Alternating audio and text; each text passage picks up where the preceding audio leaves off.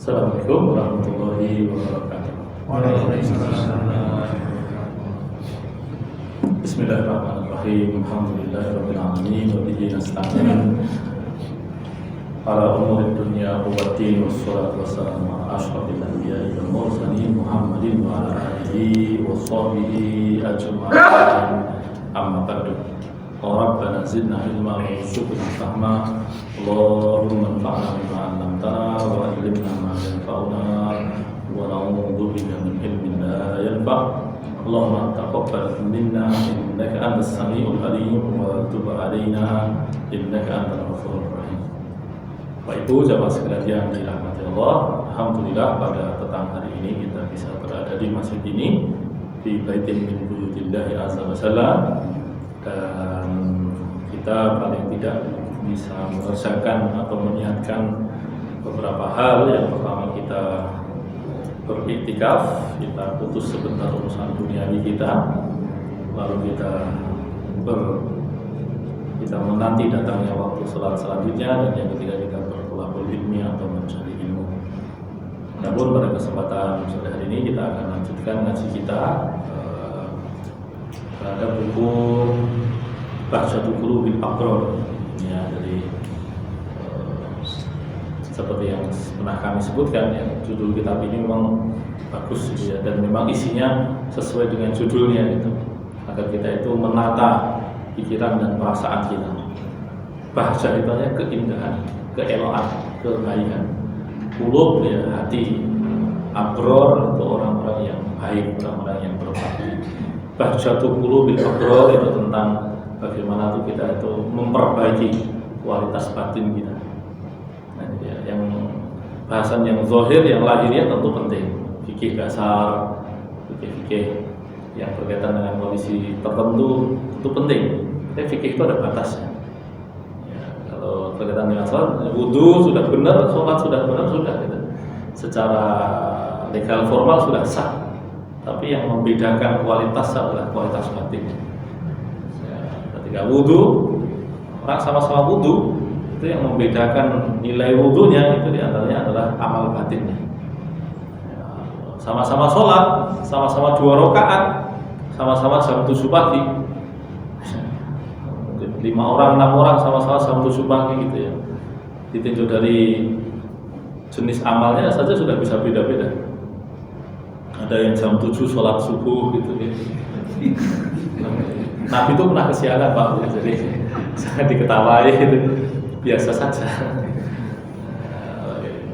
Misalkan pulang sudah kemalaman jam 3:30 baru tidur gitu, terus kebangun jam 7 ya udah sholat aja lah Pak. Itu bukan kemaksiatan loh. Kecoba dan gaweane. Nah itu yang disebut dengan sholat subuh di waktu duha. Nah itu, nah ini jangan rodo nganyeli. Gaweane awan gitu. Bentino tangin awal gitu. Nah ini ada unsur keteledoran. Kalau yang pertama tadi normal saja, mungkin karena memang dia nggak pernah terjadi, ada terjadi hanya sesekali, itu pun karena kondisi darurat, itu lumrah. Nabi pun pernah mengalaminya. Tapi ini yang subha mau ya kita itu, tapi masih mending karena dia masih melakukan sholat. Ya, kalau dia sampai tidak sholat ya, alasannya sekawan nanti udah sholat, itu dosanya besar sekali. Ada yang duha, ada yang istikharah dan sebagainya. Amalnya sama tapi statusnya beda. Nah, apalagi ketika amal batinnya berbeda, itu kualitas amal masing-masing orang tadi bisa berbeda-beda sedemikian rupa. Nah, adapun berkaitan dengan bahasan kita sore hari ini adalah balikan dari beberapa hadis yang pernah kita baca atau ulasan yang pernah kita baca, yaitu An Abi Syurmah. Ada yang mengatakan Abi Hirmah, ada yang mengatakan Abi Syurmah radhiyallahu anhu. Beliau mengatakan qala Rasulullah sallallahu alaihi wasallam, man dzarra dzarrallahu bihi wa man syaqqa syaqqallahu alaihi. Ada juga yang mengatakan wa man syaqqa syaqqallahu alaihi. Hadis ini diriwayatkan oleh Imam At-Tirmidzi dan Ibnu Majah. Sederhananya hadis ini maknanya begini: barang siapa yang membahayakan orang lain, maka Allah akan membahayakannya. Barang siapa yang menyulitkan orang lain, Allah akan menyulitkannya. Barang siapa yang menyusahkan orang lain, Allah akan menyusahkannya. Nah, jadi kalau di ulasan-ulasan sebelumnya kita saling memotivasi dengan kalau kita memudahkan urusan orang, Allah akan memudahkan urusan kita, itu satu bagian. Adapun bagian yang lainnya adalah hati-hati jangan sampai sengaja menyusahkan orang lain, ya, karena Allah akan menjadikan itu sebagai landasan untuk menyusahkan kita. Nah itu dia. Jadi kalau hadis yang lain yang juga serupa adalah kama tadinu tudanu, sebagaimana kamu berbuat seperti itulah yang akan kamu dapatkan. Nah itu dia. Jadi hadis ini adalah hadis yang prinsipnya pokok persoalannya itu sama dengan banyak hadis yang lain, ya, tetapi redaksinya, ungkapannya itu berbalikan. Kalau di hadis-hadis yang lain kita didorong, ya, misalkan di Arba'in itu hadisnya kan berbunyi man nafasa an mu'minin kurbatan min kurabid dunya nafasallahu anhu kurbatan min kurabi yaumil qiyamah. Barang siapa yang meringankan kerumitan yang menimpa orang beriman, maka tentu secara khusus orang beriman, tapi bahkan orang kafir pun juga kita dapat pahalanya. Ya, maka apa? Allah akan ringankan kerumitannya di hari kiamat. Hadis ini masih disambung dengan kalimat wa man yassara an mu'sirin yassarallahu anhu fid dunya wal akhirah. Barang siapa yang memudahkan orang yang kesulitan, sebagian memberikan penjelasan orang yang terlilit hutang misalkan, atau misalkan kita punya hutang, kita punya piutang, lalu orang yang berhutang kepada kita itu kesulitan, lalu kemudian kita melonggarkannya, entah melonggarkan waktunya atau meringankan bebannya atau membebaskannya, maka Allah akan memudahkan kita di dunia dan di akhirat. Lalu bagian ketiganya berbunyi wa man satara musliman satarallahu fid dunya wal akhirah. Barang siapa yang menutup aib orang beriman, maka Allah akan tutup aibnya di dunia dan di akhirat. Tentu makna menutup aib di sini masuk di dalamnya adalah Allah mengampuni, ya, aib-aib kita, dosa-dosa kita dan sebagainya. Wallahu fi aunil abdi maka al abdu fi auni akhihi. Allah senantiasa menolong hambanya ketika hamba tersebut menolong hamba Allah yang lainnya. Nah itu dia. Jadi Bapak Ibu sekalian dirahmati Allah, kalau di hadis yang lain, di banyak hadis yang lain itu redaksinya redaksinya itu memudahkan, ya. Kalau yang ini redaksinya adalah menghindarkan kesulitan atau menghindarkan diri dari menyulitkan orang lain. Nah, hadal hadis dalla ala aslaini min usuli asy-syariah. Hadis ini mengandung paling tidak dua prinsip syariat. Karena hadis ini tidak hanya berkaitan dengan kita saja, tapi ini menjadi prinsip syariat secara umum. Yaitu apa? Yang pertama, annal jaza min jinsil amal fil khairi wasyarri. Asas pertama syariat yang dibincangkan adalah bahwa balasan Allah itu serupa dengan perbuatannya. Jadi balasan itu seringkali serupa dengan perbuatannya. Misalkan orang banyak melepaskan hartanya, maka jangan kaget kalau kemudian Allah berkahi atau perbanyak harta tersebut. Atau orang banyak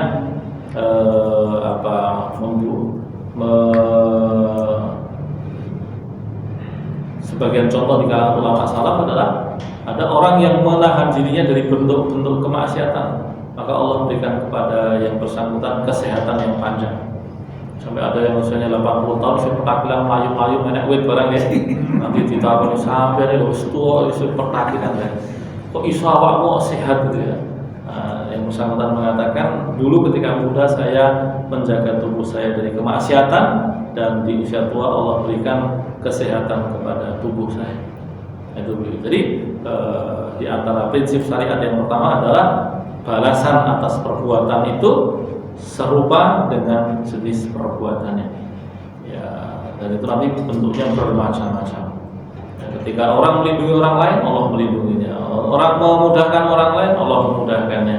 orang menjaga orang lain dari kesulitan, Allah menjaga yang bersangkutan dari kesulitan. Nah, itu di antara prinsip fa innal jazaa min jinsil amal. Sesungguhnya balasan dari perbuatan itu sesuai serupa dengan perbuatannya. Nah, itu dia.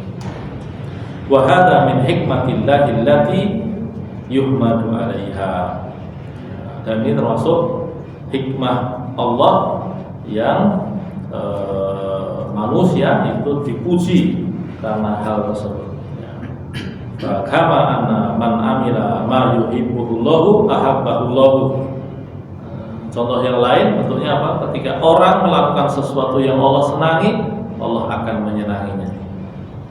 Berarti sebaliknya, orang yang senang melakukan hal yang tidak Allah senangi, ya maka Allah akan membencinya, Allah tidak menyenanginya.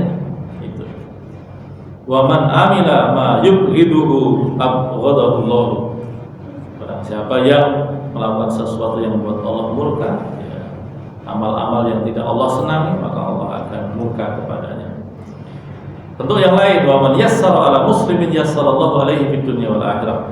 Barang siapa yang memudahkan orang secara umum dan orang Islam secara khusus, Allah akan mudahkan dia di dunia dan di akhirat. Ya, ini termasuk prinsip penting ya berkaitan dengan balasan Allah ini. Karena apa? Di antaranya adalah kalau kita ingat hari kiamat itu kan isinya kesulitan, ya, berbagai macam hal yang berat gitu ya. Tapi barusan kita menemukan ya ada kawan-kawan kita, adik kita yang sembrono menggunakan video AI gitu. Ya, membuat video simulasi seolah-olah malam pertama di neraka gitu ya. Ya, dia kemudian main-main dengan airnya. Itu kan betul-betul bodoh sekali. Ya, betapa dia tidak paham bahwa neraka tidak akan senyaman itu. Semua ungkapan yang kita temukan di Quran tentang neraka itu sesuatu yang menyusahkan, bahkan tidak hanya menyusahkan, mengerikan. Ya, bahkan membayangkannya saja bagi banyak orang-orang soleh itu bayanginnya saja dah nggak kuat gitu. Ya, saking nggak kuatnya mereka sampai pingsan berkali-kali. Di kalangan tabi'in dan tabi'ut tabi'in itu banyak yang sampai pingsan karena membayangkan ya betapa mengerikannya ya, ujian Allah atau siksaan Allah di neraka tersebut. Nah, maka barang siapa yang ingin mendapatkan kemudahan di akhirat nanti, ya, maka dia perlu melakukannya sekarang. Ya, kalau kita ingin dimudahkan di akhirat, ya kita di dunia ini berusaha untuk memperbanyak, untuk banyak-banyak memudahkan urusan orang. Nah, itu diantara cara kita bertransaksi dengan Allah Subhanahu Wa Taala. Jadi yang kita lakukan itu yang paling penting bukan balasan dari orang ya, tetapi dari Allah Taala. Nah, dan orang lain adalah objek ya, kita manfaatkan sebagai cara kita mendapatkan pertolongan Allah. Ya, jadi kata objek ini sebenarnya nggak sopan ya, tapi sengaja kita tekankan untuk menunjukkan bahwa kalau orang kebanyakan yang tidak beriman menganggap bahwa orang lain itu bisa dimanfaatkan, ya itu kan tentu maknanya buruk. Tapi sebetulnya dia juga bisa memanfaatkan orang lain untuk sesuatu yang baik. Yaitu apa? Dia berbuat baik pada orang, dia tidak mengharapkan balasan dari orang tersebut. Sebaliknya, dia mencari balasannya dari Allah Subhanahu wa Ta'ala. Itu dia. Hadis yang lain, wa man farraja al-mu'minin kurbatan min kurabi dunya farrajallahu anhu kurbatan min kurabi yaumil qiyamah. Ini tadi juga sudah kita sebutkan. Barang siapa yang memudahkan, meringankan, menghilangkan kesulitan, kerumitan ya, duniawi dari orang ya, secara khusus orang beriman, maka Allah akan menghilangkan, memudahkan, menghilangkan kesulitan-kesulitan, kerumitan-kerumitannya di hari kiamat. Nah itu ya. Lalu ungkapan yang lainnya yang juga kita temukan di dalam hadis apa? Wallahu fi hajatil abdi ma kana al-abdu fi hajati akhihi. Allah akan senantiasa membantu urusan orang ketika orang itu sedang membantu urusan orang lainnya. Jadi cepat sekali balasannya ya. Ketika kita sedang dalam kondisi membantu orang, maka di saat itu pula lah Allah sedang membantu kita. Itu dia. Kadzalika man dzarra, nah ini balikannya yang disebutkan dalam di sini, Kadzalika man dzarra musliman dzarrahullahu. Dan barang siapa yang menyusahkan, yang menyakiti, yang membahayakan orang lainnya secara umum dan orang Islam secara khusus, maka jangan kaget kalau Allah akan membalas dengan hal yang serupa kepada yang bersangkutan.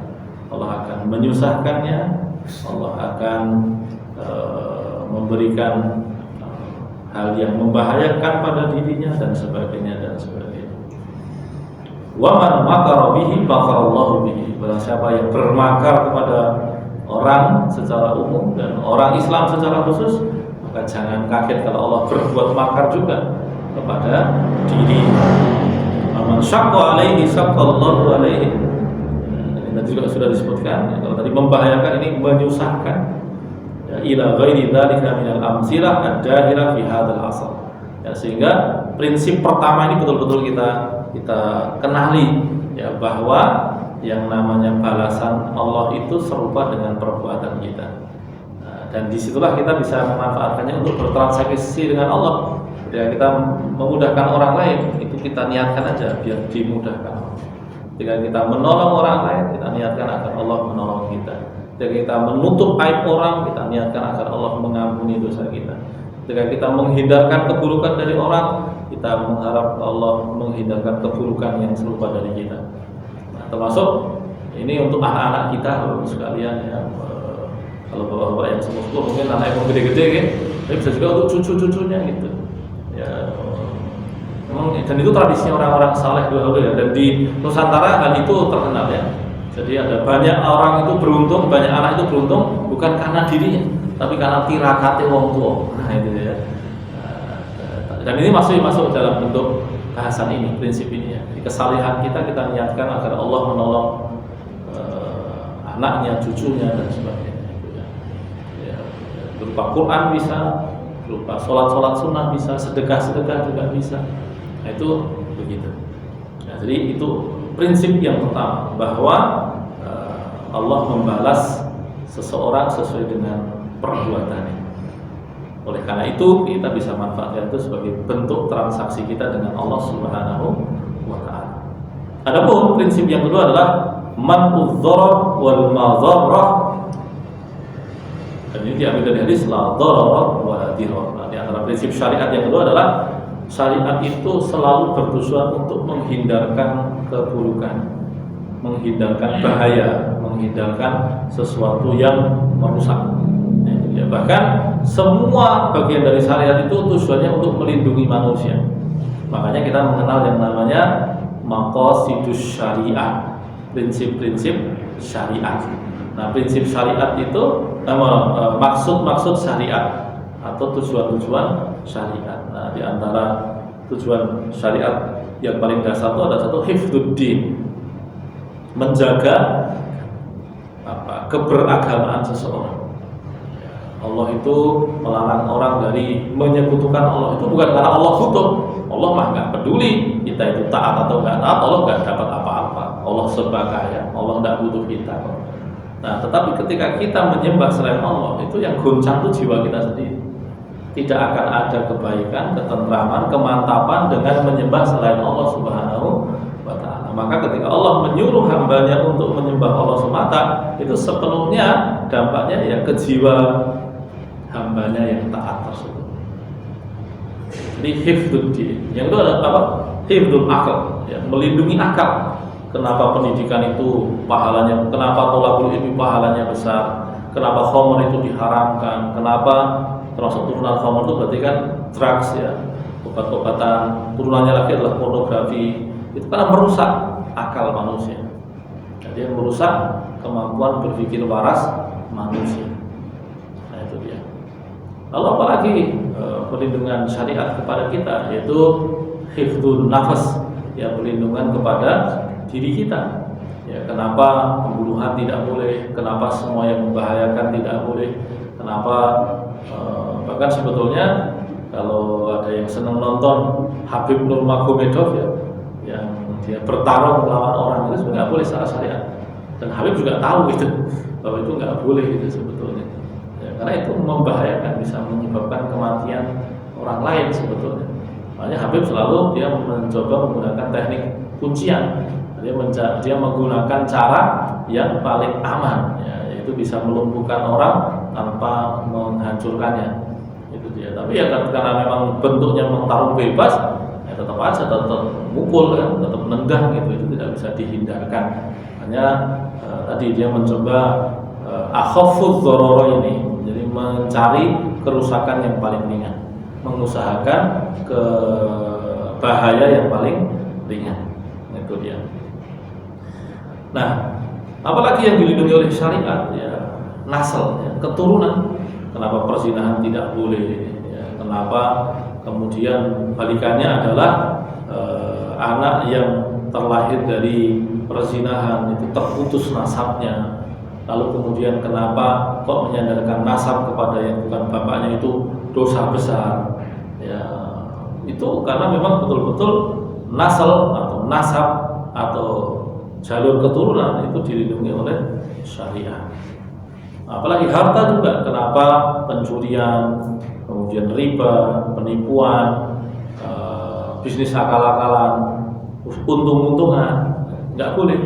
Itu karena memang harta itu dilindungi oleh Allah Subhanahu wa Ta'ala. Yang saya bapak sekalian, di sekitar kita tuh ada perjudian kecil-kecilan yang baru berkembang lagi gitu. Ini loh, capit boneka. Itu nggak boleh ya dalam syariat. Kenapa? Dalam syariat itu prinsipnya adalah apa yang dibayarkan itulah yang didapatkan. Islam tuh ingin betul-betul fair, betul-betul adil. Ya, tapi kalau bayar 1.000 oleh koin, berniku dia berkali-kali beli koinnya sampai 20 kali, 30 kali nggak dapat, ini kan dia rugi. Atau sebaliknya, ya, ketika ternyata ahli capit deh, ya, tuku koinnya 10 oleh bonekanya 10. Bangkulnya saya bangkrut atau itu nggak boleh. Nah, itu contoh bagaimana Islam itu melindungi harta manusia, ya, melindungi harta manusia. Nah, jadi asalnya semua bagian dari syariat itu melindungi kita, melindungi agama kita, akal kita, jiwa kita, nasab kita, harta kita, bahkan lingkungan. Ya, makanya dalam isu tambangnya itu sebetulnya kenapa betul-betul sebetulnya Islam menolak, karena tambang hari ini tidak seperti dahulu. Kalau dulu orang nambang itu sesuai kebutuhan saja. Kalau sekarang kan sudah menjadi industri yang sangat besar. Ya, dan banyak pulau kita ini yang kena dampaknya gitu ya. Ya, dan kalau kita mau merenung betul ya, kiamat itu ya sebagiannya ya tentu itu bagian dari ketetapan Allah ya. Tapi di antara turunan dari ketetapan Allah itu apa? Bahwa itu tuh ya hasil tangan kita sendiri. Ayatnya kan mengatakan doharal fasadu fil barri wal bahri bima kasabat aydin nas.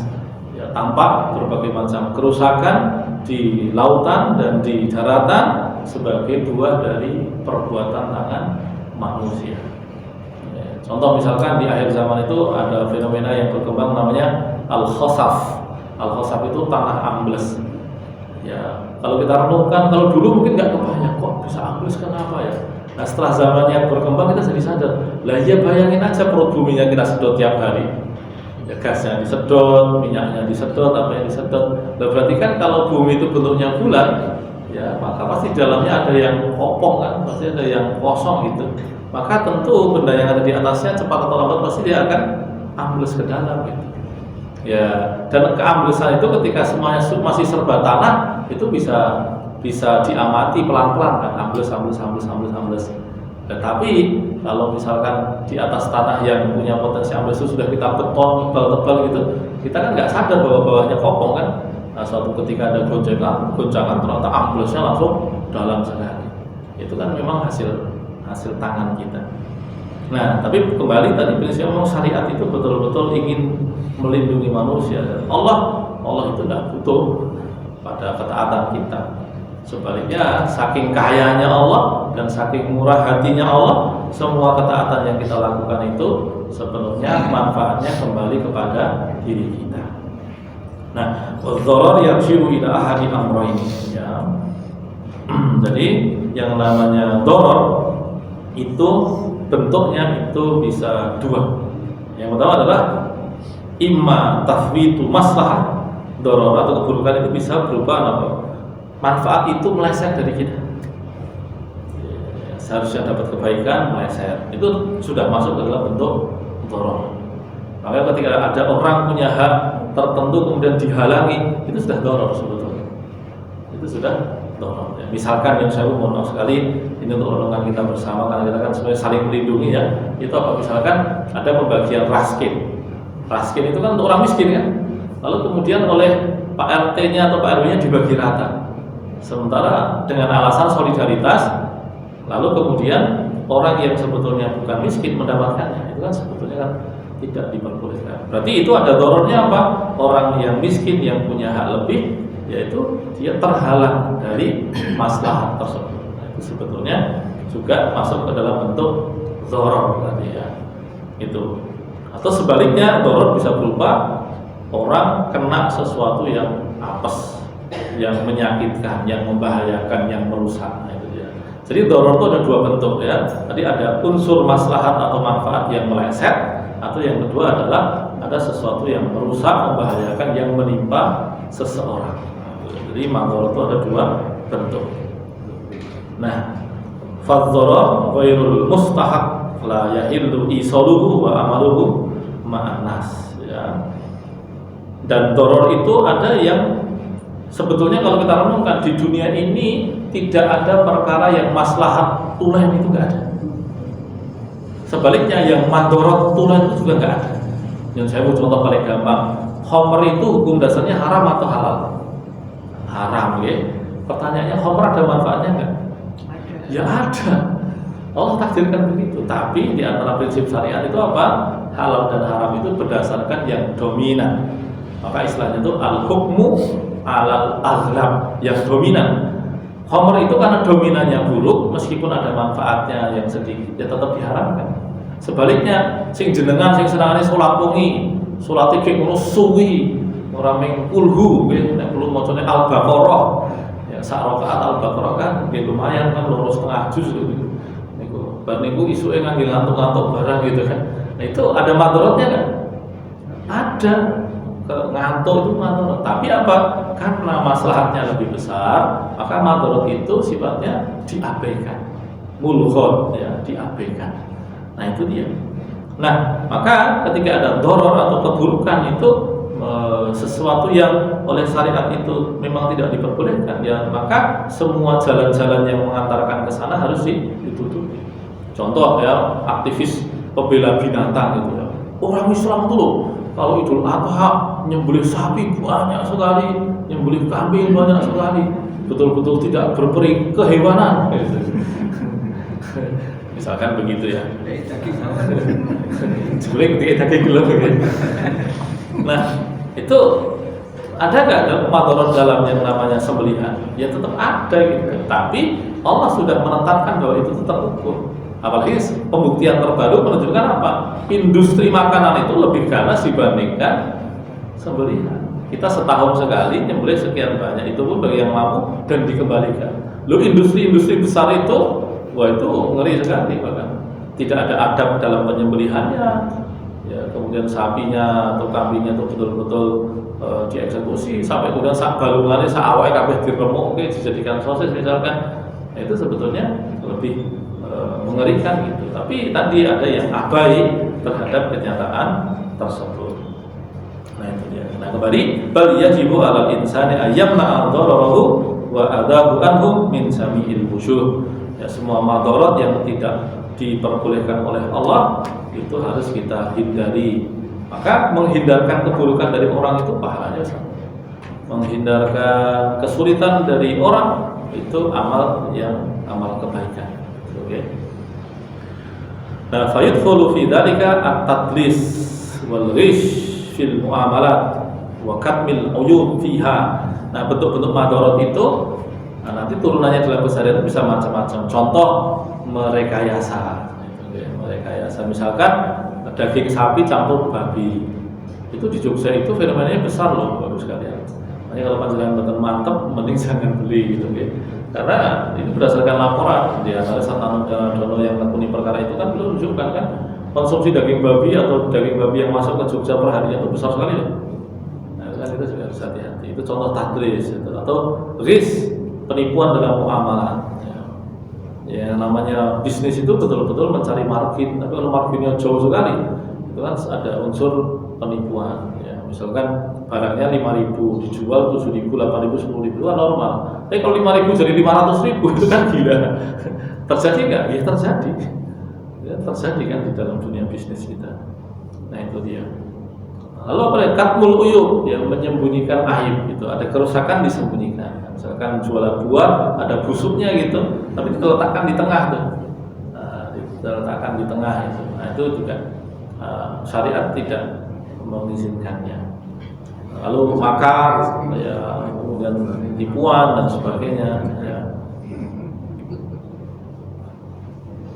Bahkan contoh hal yang tampak sepele dan oleh Islam tidak boleh itu apa? Bai'ul muslim ala bai'i akhihi. Orang membeli pembelian orang itu nggak boleh. Misalkan, Kang aku pesan yo, wih sekilo 5.000 yo. Lalu kemudian ada yang datang, saya gue lah, wah wis dipesen nih, satu pun 5.000 gitu. Itu dalam syariat nggak boleh. Termasuk melamar di atas lamaran orang lain gitu ya. Terus dilamar, ya sudah kemudian baru proses ya. Lalu kemudian gue rasa nikah karo aku gitu. Nah, nggak boleh. Nah, kalau kita merenungi betul syariat itu ingin kita tuh betul-betul baik gitu ya. Ya kita tahu lah bahwa nafsu kita itu sering ngeyel gitu ya. Tapi yang diinginkan oleh syariat itu betul-betul kebaikan yang paling tinggi kualitasnya. Terus kemudian tadi ya sudah disebutkan khitbah ala khitbati akhihi, yang mengkhitbah orang yang sudah dikhitbah yang belum diputus ya, misalkan sudah mengatakan ya gitu ya. Ketika kemudian yang laki-laki belum memutus begitu ya, tidak boleh didahului ya, ditikung, dibelokkan itu nggak boleh gitu ya, kecuali ditikungan itu, kecuali belum dilamar itu lain persoalan. Itu karena memang ukurannya adalah ukuran syariat ya. Misalkan ada orang misalkan pacaran gitu ya, terus kemudian dinikahi itu bukan nggak masuk dalam bab ini, karena yang ukurannya adalah syariat, bukan masalah dekat nggak dekat gitu ya. Jadi misalkan sobyang suwe gitu, rakyat dinikah-nikahi gitu. Nah, terus kemudian dia datang ke yang laki-laki, "Kowe iki sakjane nikahi kowe ora?" Musik ya terus nek kowe ra niat tak nikahi wae gitu. Nah, itu dia tidak menyalahi gitu. Nah, karena ukurannya adalah khitbah atau lamaran. Nah, jadi ukurannya adalah ukuran syariat. Nah, itu dia. Termasuk mohon maaf ya, turunan pemahaman begitu tuh harus diluruskan ya. Misalkan begini, misalkan ada laki-laki menikah lagi dengan seorang perempuan, istri kedua. Itu tidak bisa serta-merta disebut pelakor. Kata pelakor harus diluruskan betul ya. Ada orang yang bisa jadi dia ya, entah formatnya laki atau perempuan semuanya bisa lah. Jadi yang buruk, jadi kalau media sosial kita tuh memang sudah cara bernalarnya rusak-rusakan ya. Ada yang kemudian perspektifnya perempuan banget menghujat laki-laki, atau sebaliknya perspektifnya itu laki-laki banget menghujat perempuan. Kalau kita harus adil, dua belah pihak ini ada yang baik, ada yang buruk, ada yang ngaco, ada yang lurus gitu. Nah, termasuk kemudian tadi fenomena merebut pasangan orang. Nah, itu harus didudukkan benar, ukurannya adalah syariat. Misalkan ada laki-laki menikah dengan perempuan yang kedua, tidak izin kepada istri yang pertama. Satu, secara syariat dia benar, tapi dia secara akhlak buruk. Nah, masalah dia ada di akhlak, tetapi pernikahannya itu adalah sah. Nah, kalau kemudian perempuan kedua yang dinikahi ini, dia tidak boleh disebut sebagai pelakor, tidak bisa secara syariat disebut pelakor. Nah, sebaliknya, meskipun istri pertama itu ridho, istri kedua juga tampak baik-baik saja, tapi kalau istri kedua ini punya keinginan agar suaminya ini menceraikan istri yang pertama, meskipun perempuan ini tidak disebut pelakor, dia pelakor. Karena hadisnya jelas. Ya, jadi kalau misalkan ada perempuan, ada laki-laki punya istri dua, tampak rukun, tampak akrab, istri yang pertama juga baik-baik saja, tapi yang kedua punya hati ingin agar istri pertama diceraikan oleh suaminya, itu dosa. Meskipun nggak disebut pelakor, itu tetap dosa. Jadi ukuran yang kita pakai adalah syariat. Nah, itu dia. Jadi memang syariat itu menjaga perasaan kita. Dalam artian apa? Men ora apa-apa kuwi nuruti perasaane dhewe, nuruti karepe dhewe. Ya kan? Dan kalau nggak hati-hati kadang-kadang ada orang itu menggunakan istilah syariat meng jebule nuruti karepe dhewe. Itu juga terjadi Bapak sekalian. Jadi ternyata bahasa yang dipakai bahasa agama, tapi ternyata yang dilakukan menuruti hawa nafsu, itu juga terjadi.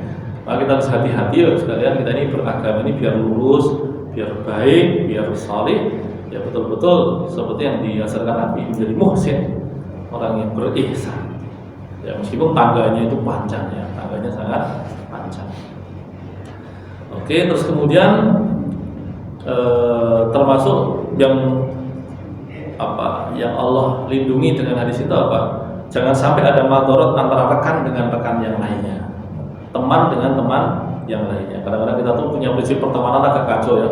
Konco seneng, melu seneng, konco susah, tambah seneng. Nah itu nggak boleh. Meskipun dia topet-topet kan nanti itu ya. Tetangga dengan tetangga. Pahala kebaikan pada tetangga itu besar sekalian. Nah itu dia. Terus kemudian termasuk menyakiti orang dengan gestur itu juga harus kita hindari ya. Ya memang ada orang yang memang wajahnya serem, itu ada yang bawahnya begitu. Tapi menyengaja, apalagi karena kalau kita lihat ayatnya kan wailul likulli humazatil lumazah. Humazah dengan lumazah itu maknanya sama, bedanya adalah apa yang dipakai. Sebagian ahli tafsir mengatakan humazah itu mengejek dengan ucapan, lumazah mengejek dengan gestur. Buh bibire monyo, mripate memicingkan mata gitu kan, atau apapun itu, nah itu masuk ke dalam bab tersebut. Nah itu dia. Termasuk kemudian madorrah gharim li gharimihi. Gharim itu orang bangkrut ya kan, di dalam bisnis itu kan, ketika di antara prinsip bisnis Islam itu kan kalau ada kerjasama, nek untung bareng, nek rugi bareng. Nah sengaja membuat yang rugi hanya sebagian orang, itu nggak boleh, itu dosanya serius ya. Nah itu dia. Jadi misalkan megah rugi, jadi pengennya yang rugi wong liya, dia nggak, padahal dia sudah bekerja sama, dia bersepakat bersama. Nah, itu termasuk yang Allah lindungi dengan hadis ini. Oke, itu bahkan dalam wasiat Bapak Ibu sekalian itu ayatnya kan mimba diwasiyatin yusobiha audainin ghairu mudor. Ya, dalam wasiat itu nggak boleh wasiat yang buruk, nggak boleh. Ya, misalkan wasiatku semua hartaku besok untuk dia, nggak boleh. Karena wasiat itu maksimal sepertiga dari harta, sisanya harus kembali dalam bentuk warisan. Itulah cara Allah menjaga keturunan ya. Bahwa kemudian anaknya sugih-sugih baru mengatakan dibagi, baru setelah dibagi mengatakan wes aku ora perlu iki nggo kowe ra apa, itu urusan lain. Tetapi asalnya adalah syariat itu ditegakkan. Maka ketika ada wasiat yang merugikan sebagian anak, sebagian jalur saudara, itu tidak diperbolehkan. Nah, Bapak Ibu sekalian yang dirahmati Allah, ya, itu bahasan kita pada petang hari ini. Ya, sebenarnya beberapa kali sarah-sarahnya itu masih ada yang panjang gitu kan, tapi kita ambil faidah-faidah yang paling dasarnya saja, sehingga kita bisa beralih ke hadis yang lain secara ringkas gitu ya, sehingga faedahnya lebih banyak. Karena kalau nanti terlalu dalam di satu perkara, nanti kadang-kadang terlalu lelah secara mental itu ya. Nah, Bapak Ibu sekalian dirahmati Allah, dari hadis tadi maka kita akan menyadari bahwa setiap upaya kita ya menjaga orang lain ya dari keburukan apapun itu, dari yang ringan sampai yang berat, itu kebaikannya sepenuhnya kembali kepada kita. Ketika kita melakukan kebaikan pada orang, Allah akan melakukan hal yang sama kepada kita. Begitupun ketika kita menghindarkan keburukan dari orang, maka Allah juga akan melakukan hal yang sama kepada kita semuanya. Wallahu a'lam bishawab. Barakallahu li wa lakum wa sallallahu ala nabiyyina Muhammad. Assalamualaikum warahmatullahi wabarakatuh. Waalaikumsalam.